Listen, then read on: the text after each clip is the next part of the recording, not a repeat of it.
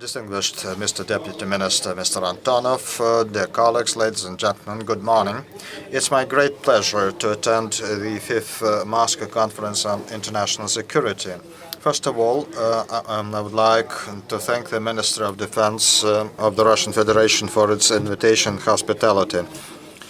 This is my second time attending the conference, and I am glad to see that it has become an important venue for open discussions over a wide range of emerging and pressing issues, attracting a growing number of delegates from national governments, ministries, and international organizations. I believe that with the help of our host and common efforts of all delegates, we will have useful discussions which will improve communication and mutual knowledge and provide inspirations for finding solutions.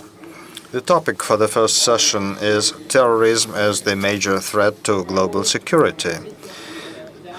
I think the prioritization of this topic underscores the severity of the threat and the need to find a solution. Recent years have seen a growing risk of nuclear terrorism, rampant violent extremism, backflow of foreign fighters, and more use of social media to plan attacks and spread terror. The rise of the so-called Islamic State marks the advent of a new generation of terrorists, which is changing the landscape of international terrorism.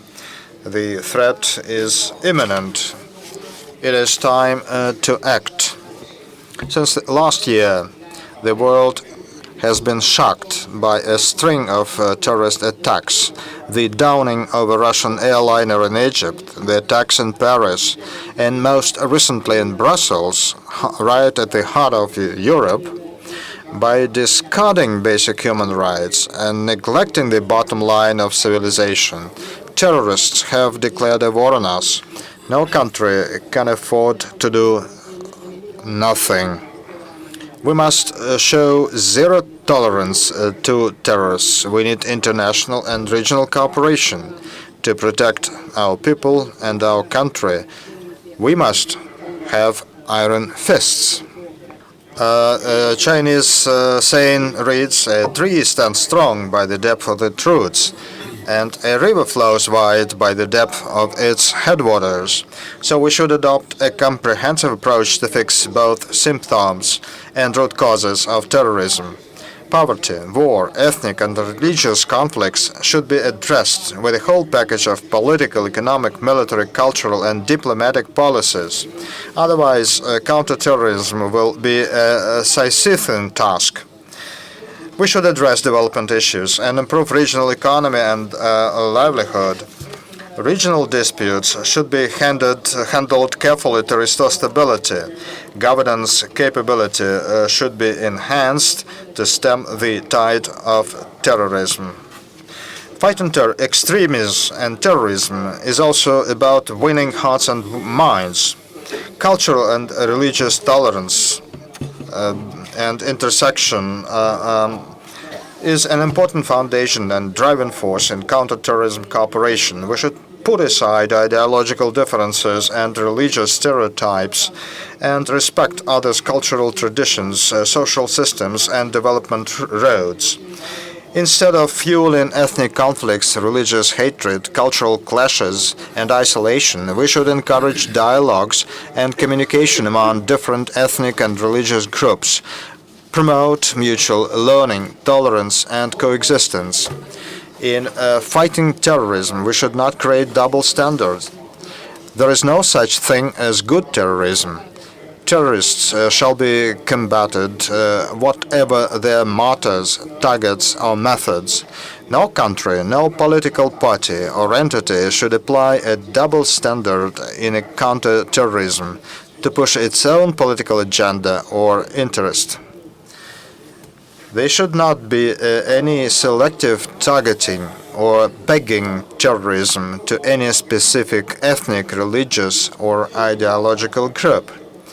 countries should not fight terrorism according to their own preferences, nor should they manipulate internal affairs of other countries in the name of counterterrorism, or even seek their own ends and may contradict international security efforts.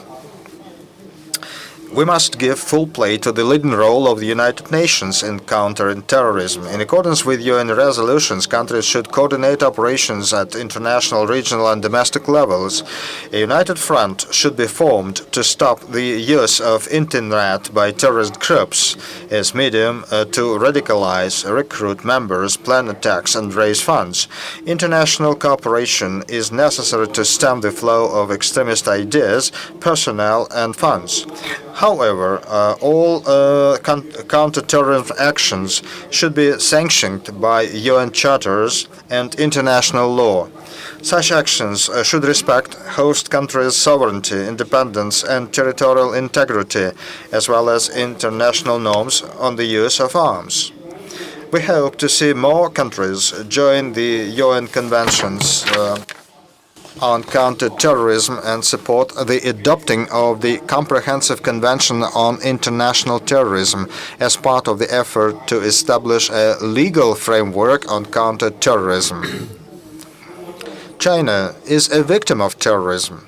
Our security and people's safety are constantly under severe threat in East Turkestan independence movement and other East Turkestan terrorist forces. They have planned and perpetrated attacks in China. Fighting East Turkestan forces is an important part of international effort against terrorism. China is stepping up counterterrorism lawmaking and has recently promulgated a Counterterrorism Act in order to provide a legal basis to prevent and fight terrorism. We are also enhancing our comprehensive capability, punishing any terrorist crimes, keeping national and social stability, and taking active parts in the international war on terror. China is a staunch advocate for counterterrorism cooperation under the UN. We have taken part in negotiations of all UN resolutions on counterterrorism. China faithfully implements counterterrorism resolutions by the General Assembly, and the Security Council fully supports the work of UN counterterrorism bodies. China also actively promotes regional cooperation. We have held counterterrorism consultations with over 20 countries and international organizations and support regional counterterrorism cooperation in the Shanghai Cooperative Organization, Global Counterterrorism Forum, as well as BRICS, APEC, and ARF. We support the counterterrorism endeavors of regional partners and have provided them with the material assistance. As a Chinese proverb goes, those who rely only on force will eventually fail. Given the complexity of terrorism, we shouldn't try to eradicate it with only military force. Otherwise, we risk escalating it. This is a lesson learned in recent years. The One Belt, One Road initiative that was launched by Chinese President Xi Jinping and endorsed by the Chinese government is a strategic project aimed at common development and security. Its importance is now gradually proved by reality and accepted by countries and people in the region. This initiative will address the root causes of extremism and terrorism. We welcome the participation of more countries. Terrorism is the cancer of civilization. The Chinese government opposes any form of terrorism and will continue to work with international community to prevent and fight it.